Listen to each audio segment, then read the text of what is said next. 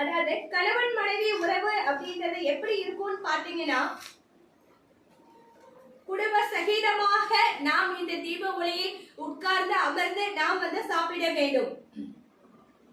மேசத்துக்கும் மேச ராசிக்கும் ரிஷப ராசிக்கும் இடையில் கிருத்திகை நட்சத்திரம் என்பது ஒரு பாலமாக கணவன் மனைவி இடையே ஒரு ஒற்றுமையை நிகழ்த்தக்கூடிய, கணவன் மனைவிக்கு ஒற்றுமை தேவை என்றால் மன ஒற்றுமை, மனஸ்தாபங்கள், மன சஞ்சலங்கள் அனைத்தும் நீங்க வேண்டும் என்றால் கண்டிப்பாக நாம் மஞ்சள்ல பிள்ளையார் செஞ்சு வச்சு அதுக்கு ஒரு தீபம் வைத்து வழிபட்டு வந்தோம் என்றால் நம்மளுடைய மனஸ்தாபங்கள், மனக்குழப்பங்கள், மனசஞ்சலங்கள் அனைத்தும் நீங்கி நாம் கணவன் மனைவியுடன் ஒற்றுமையாக வாழலாம் என்பதை இத்தருணத்தில் நான் கூறிக்கொள்கிறேன்.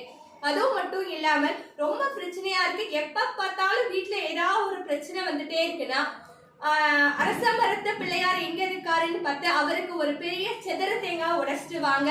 கண்டிப்பாக அந்த பிரச்சனையிலிருந்து நீங்கள் வெளிவருவீர்கள். மேசராசி என்றது செவ்வாய், ரிஷபராசி என்றது சுக்கிரன். இவர்கள் இருவரும் கணவன் மனைவி, இவர்களுக்கிடையே ஒற்றுமை நிகழ வேண்டும் என்றால் சூரியன் சந்திரன் இந்த தினத்தில் அன்று மட்டுமே சூரியன் சந்திரன் நேர்கோட்டில் நேர் திசையில் இருப்பார்கள். சூரியன் என்றது விருச்சிக ராசி, சந்திரன் என்பது சுக்கிரன், செவ்வாய் நமக்கு நல்லாவே தெரியும்.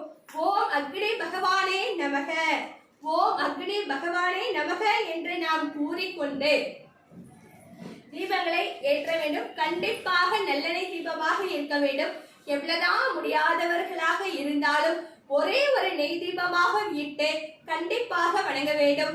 கோயில்களுக்கு சென்று புதிய விளக்கை வாங்கி கொண்டு நெய் தீபமோ நல்லெண்ணெய் தீபமோ நாம் ஏற்ற வேண்டும்.